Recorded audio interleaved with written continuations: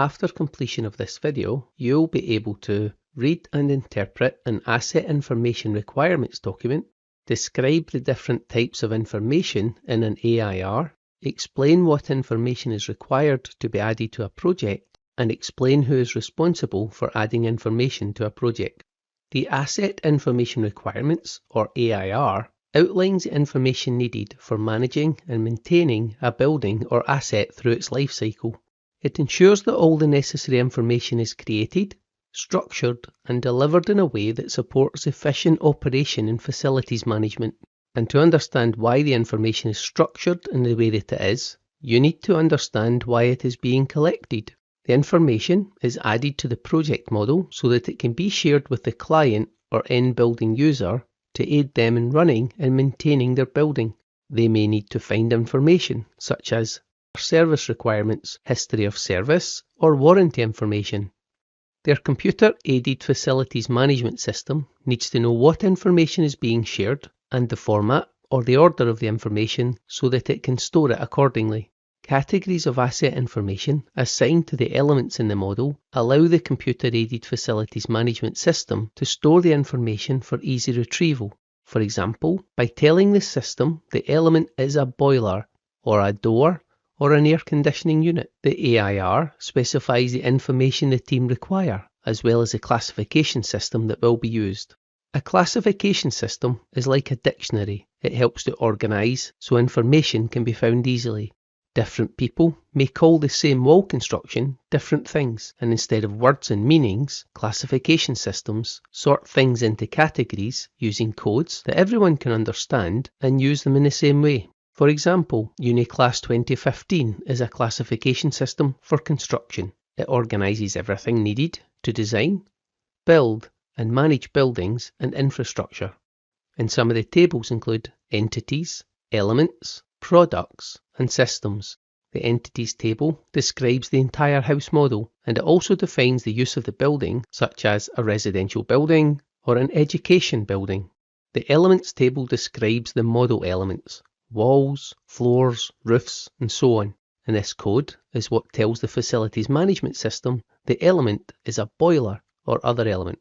The products table describes products that you can purchase, like clay bricks, copper pipes, window hinges, and even gas-fired boilers. As you would expect, this table is very large, and it contains everything that you can purchase for a building. The systems table describes groups of products, such as heating systems or timber-framed wall systems. The wall, for example, could include timber dry lining frames, as well as plasterboard panels. Uniclass also contains codes for people's roles, like architects, engineers, and builders, and this allows the system to store contact details and easily categorise the people by their Uniclass code. To organise the information collected in this project so that it can be shared with the facilities management and other systems, the AIR specifies COBie, or Construction Operations Building Information Exchange format. And COBie structures the data export in a way that systems such as the client's facilities management system can read it. It knows what order the information is in. For example, if you were asked to supply your own name and date of birth, you would need to know the order and the format so that you could supply it, so the person using it in their database or their system could import it. Is your given name first or your family name first? Is the date in order of month, day, year, or day, month, year? In simple terms, the information provided needs to match the system so that it imports and orders it correctly. So the client can then put the boiler information in the boiler section, and the information relating to that is stored appropriately. This makes searching for the information much easier and much more efficient, instead of having to search through thousands of elements for information when looking for a specific item.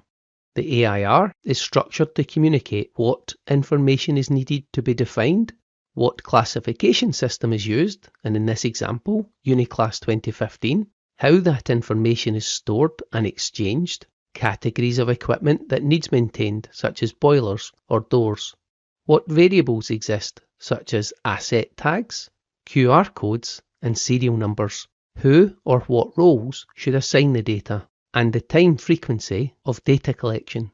Together, this data makes up the necessary operational and maintenance information for the project.